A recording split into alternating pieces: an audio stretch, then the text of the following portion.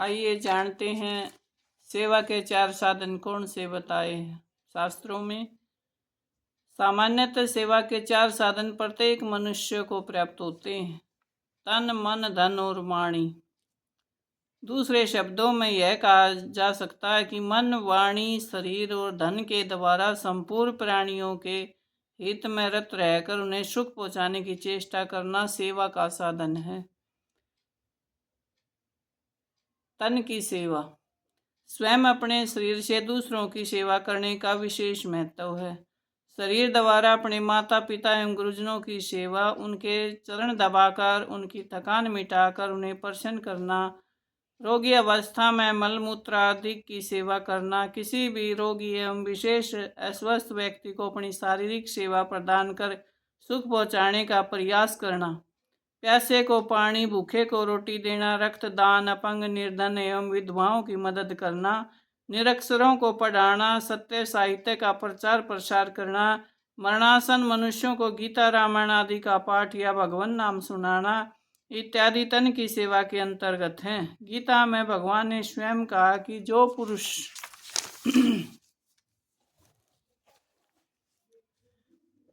प्रकाश डाला जाता है, जब तप, व्रत, पूजा पाठ, संयम, नियम, सत्संग तथा सुमरण इत्यादि, निसंदेह इन सब साधनों का संपादन अनिवार्य रूप से करना चाहिए, जिससे अंतःकरण में एक विशेष प्रकार की सात्विकता, स्थिरता, प्रसन्नता एवं सद्भावना का उदय हो जाता। ईश्वर प्राप्ति के इन साधनों में सेवा भाव सबसे सरल, सहज, सरस तथा श्रेष्ठ साधन है। सेवा से स्वयं का उद्धार हो जाता, परम शांति और आत्म तृप्ति की अनुभूति हो जाती, परंतु इसके साथ ही साथ समस्त भूत प्राणियों का हित, उत्थान, विकास एवं उद्धार भी हो जाता। वह तरण तारण बनकर स्वयं तो तरता ही है, सबका तारक भी बन जाता। स तरती स लोकांस्तारयति। स्त्री पुरुष पशु पक्षी जीव जंतु आदि से भरा हुआ है संसार भगवान का ही स्वरूप जानिए। स्वयं भगवान ही संसार के रूप में प्रकट होते हैं। ऐसा मानकर संपूर्ण प्राणियों की सेवा करना, शरीर एवं इंद्रियों के द्वारा भगवान की सेवा करना, यह भगवान की बहुत उच्च कोटि की सेवा होती है। यह सब कुछ भगवान ही है, ऐसा दृढ़ता पूर्वक मानने वाला महात्मा पुरुष बहुत ही दुर्लभ होता। वासुदेव सर्वमिति स महात्माम सुदुर्लभम। गोस्वामी तुलसीदास जी महाराज भी इस प्रकार की सेवा को अनन्य भगत का प्रमुख लक्षण मानते। सो अनन्य जाके असी मति न टरई हनुमंत, मैं सेवक सचराचर रूप स्वामी भगवंत।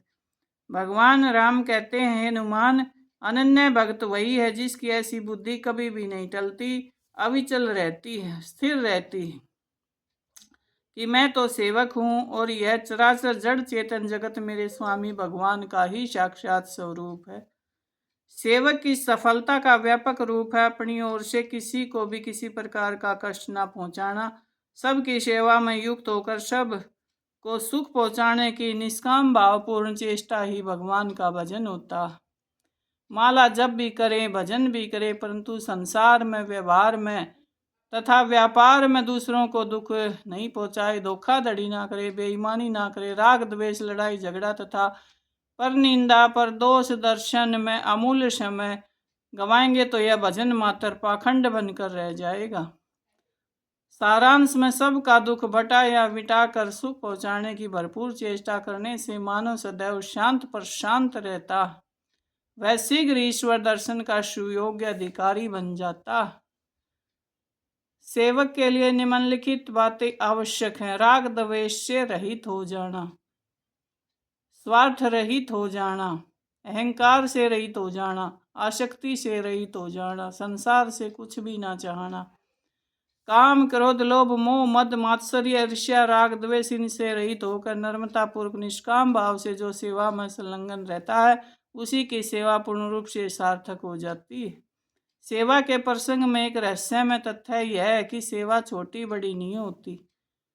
किसी से छोटी बन जाए, थोड़ी बन जाए, कम बन जाए, जिसका जैसा शरीर है, जिसकी जैसी श्रद्धा है, अभिमान नहीं करना चाहिए। कोई अपना स्वार्थ नहीं, वह छोटी सेवा भी महान सेवा बन जाती है। सेवक के लिए आवश्यक है कि वह मर्यादा में रहे। सेवक यदि मर्यादा का पालन नहीं करता तो उसमें सेवा धर्म भंग हो जाती है। वेद में 7 मर्यादाएं वर्णित है। ब्रह्म हत्या, सुरापान, चौर्य, कर्म, गुरु पत्नी गमन। उपर्युक्त किन्हीं भी पापों से लिप्त व्यक्ति की संगति है उसमें संपर्क, पुण्य पापाचरण करना, पाप करके उसे छिपाना या ना कहना, ये बातें सेवक को कदापि नहीं करनी चाहिए। सेवक के लिए सबसे महत्वपूर्ण मर्यादा यह कि जो हमारा सेव्य है यानी जिसको हम मान रहे हैं, पूजते हैं, उसके प्रति निष्ठा भाव, निष्कामता और निरंतरता बनी रहे, लगातार बनी रहे। भगवत सेवक का लौकिक जीवन तथा आचरण अत्यंत पवित्र तथा आदर्श होना चाहिए। सदाचारहीन प्राणी कभी भगवान का सेवक नहीं हो सकता। सभी वर्ण तथा आश्रम के मनुष्य भगवत सेवा के समान रूप से अधिकारी होते हैं। देवता, असुर, धनवान, निर्धन, ज्ञानी अथवा मूर्ख कोई भी क्यों ना हो, भगवत सेवा द्वारा नित्य कल्याण को प्राप्त करता है।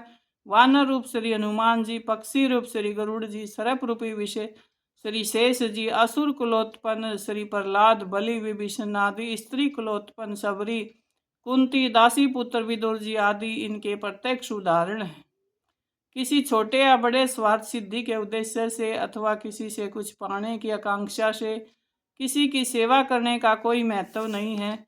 जैसे अधिकारियों की सेवा, मंत्रियों की सेवा, इसी लक्ष्य से संस्थाओं अथवा राजनीतिक पार्टियों को दान आदि होना, चुनाव आदि में सहायता करना, यह वास्तव में न सेवा है न दान है। यह न एक प्रकार से अपना स्वार्थ साधन का एक तरीका है। इसके अतिरिक्त दूसरों को स्थाने वाले की सहायता करना सेवा नहीं होती है, वह तो परपीड़न है। वह विचार की इच्छा करता है, उसकी इच्छा को पूर्ण करना सेवा नहीं कहलाता। चोरी करने में चोर की सहायता करना सेवा नहीं होती है। पापी के पाप कर्म में सहायता करना सेवा नहीं होती। निर्दोष की सेवा ही सेवा है। परंतु यदि पापी भी बीमार हो जाए तो उसे रोग मुक्त करने का प्रयत्न जो यथासाध्य अवश्य करना चाहिए। सेवक जिसकी सेवा करता है उसके आगे पीछे के बर्ताव को नहीं देखता, इतना ही देखता है कि वह जो सेवा कर रहा है वह सीधे उसके वर्तमान पाप तो सहायता नहीं कर सकता। अपने को उपकार करने वाला बताकर सेवा का अभिमान करके जिसकी सेवा की जा रही है उसको अपने से नीचा मानना, उस पर एहसान करना, उसके द्वारा कृतज्ञता या पुरस्कार प्राप्त करने का स्वयं को अधिकारी समझना और न मिलने पर उसे कृतघ्न मानना, यह भी शुद्ध सेवा नहीं होती है। एक प्रकार का व्यापार ही होता है। एक दृष्टांत से यह बात और स्पष्ट हो जाती है। मान ले किसी असहाय रोगण व्यक्ति की सेवा करने की प्रेरणा हुई और हमने उसके लिए दयावश औषधि और दूध आदि की व्यवस्था कर दी। उस व्यक्ति को यह मालूम नहीं कि यह सेवा किसकी तरफ से हो रही है। हमारे मन में यह बात आती है कि जिसकी सेवा की जा रही है उसे यह मालूम होना चाहिए कि यह सेवा हमारी तरफ से है। इसके पीछे उद्देश्य यह रह जाता है कि वह सेवा व्यक्ति हमारे प्रति कृतज्ञ रहे और उसकी सहानुभूति प्राप्त हो। यह भी एक प्रकार का सूक्ष्म स्वार्थ बन जाता। इससे भी यथासंभव बचने का प्रयास करना उत्तम है। मैं सेवक हूँ, मैं सेवा करता हूँ, अभिमान पूर्वक ऐसी भावना से सेवा का गौरव नष्ट हो जाता है। सेवक की दृष्टि तो भगवान पर रहनी ही चाहिए। उनकी प्रेरणा से, उनकी शक्ति से यह सेवा हो रही है, यह हमारी भावना होनी चाहिए। हमें अहंकार नहीं करना चाहिए। श्री रामचरितमानस में इसके स्पष्ट उदाहरण प्राप्त होते हैं। मानस में सेवा धर्म के 3 वर्ण्य पात्र हैं, श्री भरत जी, श्री लक्ष्मण जी और श्री हनुमान जी। भरत जी का सेवा धर्म इतना निष्काम, निष्कलुष और छल कपट रहित कि कुल गुरु श्री वशिष्ठ जी तथा देवगुरु बृहस्पति जी भी उनकी इस स्वभाव की भूरी भूरी प्रशंसा करते हैं। भरत चरित्र का प्रसंग मानव के सेवा धर्म का हृदय है।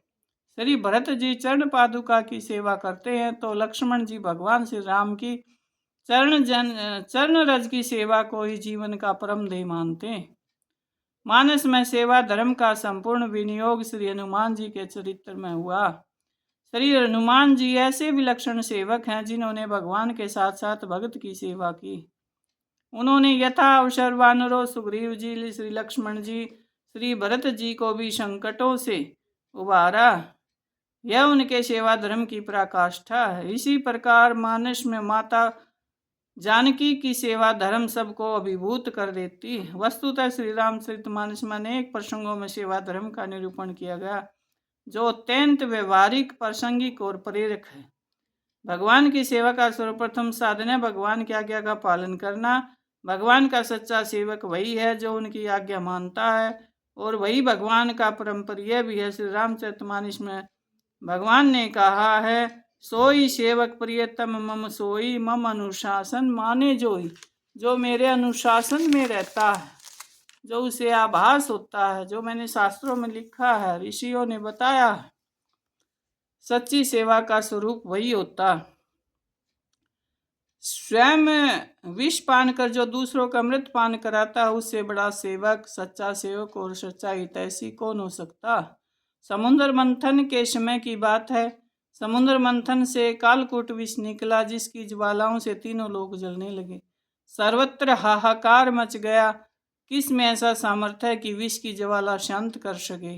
ऐसे में सभी भगवान शंकर की शरण में गए।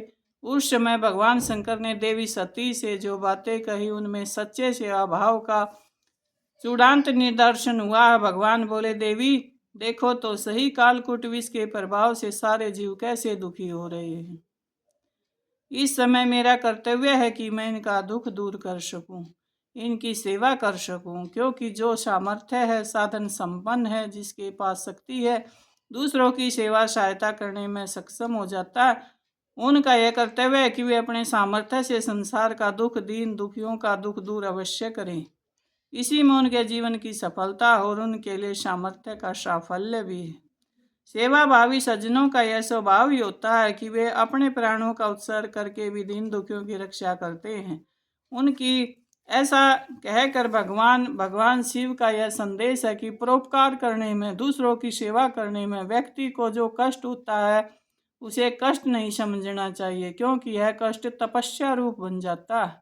और इन सेवा को सबके हृदय में विराजमान परम पुरुष की आराधना समझना चाहिए। सेवा न रूप नारायण की ही आराधना हो जाती।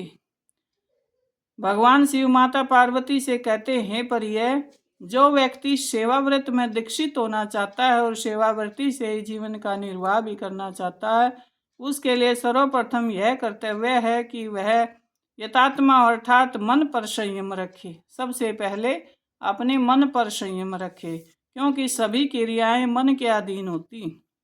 सेवाव्रती को चाहिए कि वैसे मीठे वचनों का प्रयोग करे जो सुनने में मधुर हो।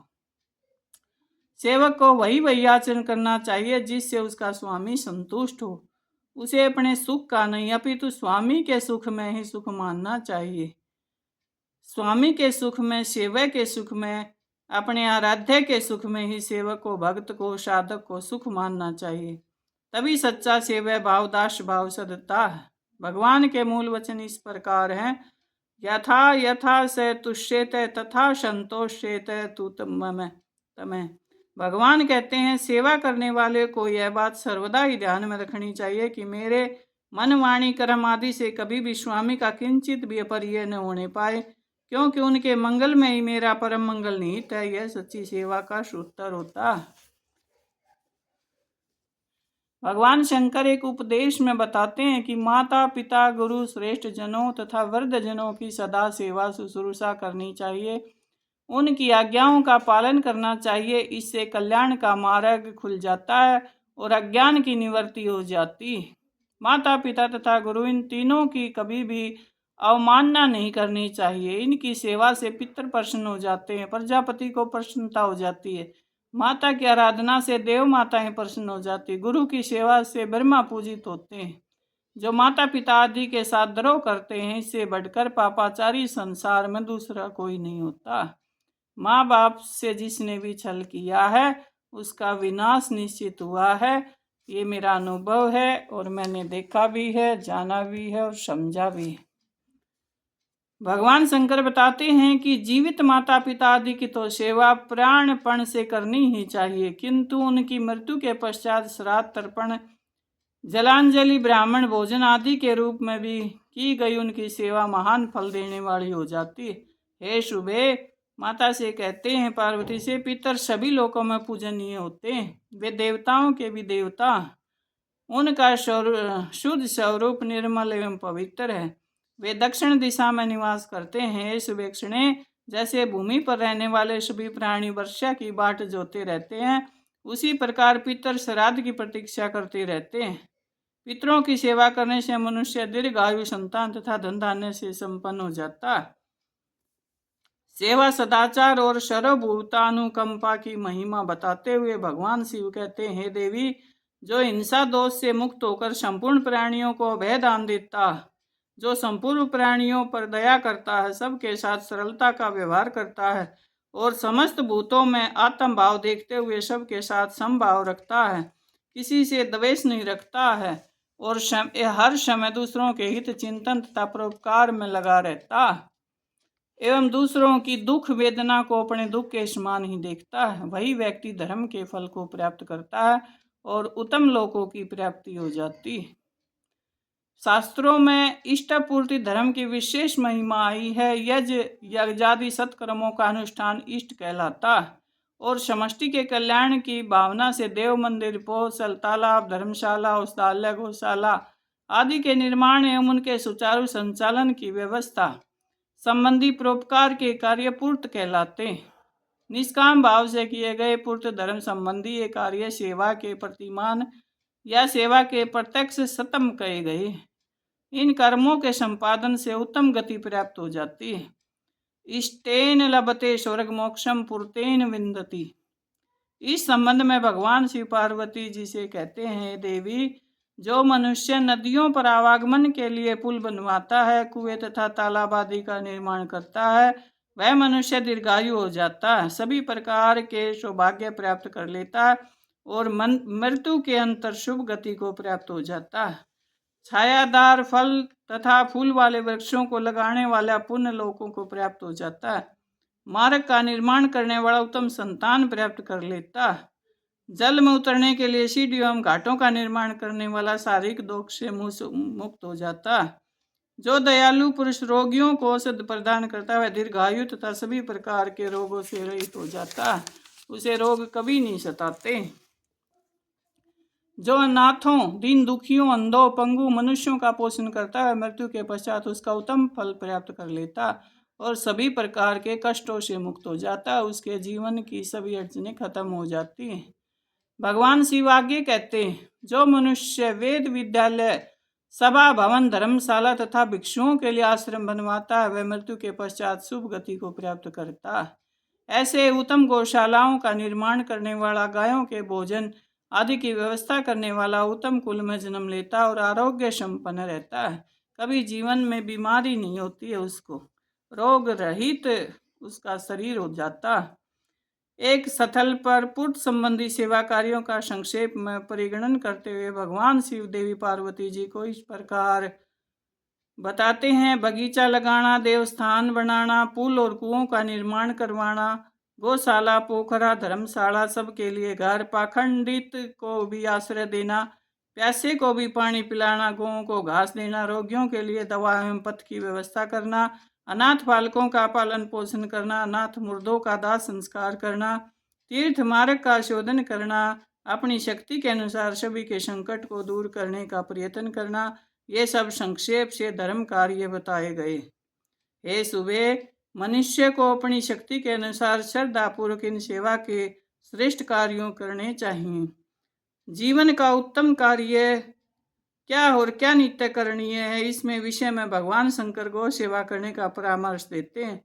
उनका कहना है कि गौएं परम सौभाग्यशालिनी और अत्यंत पवित्र होती हैं। ये तीनों लोगों को धारण करने वाली।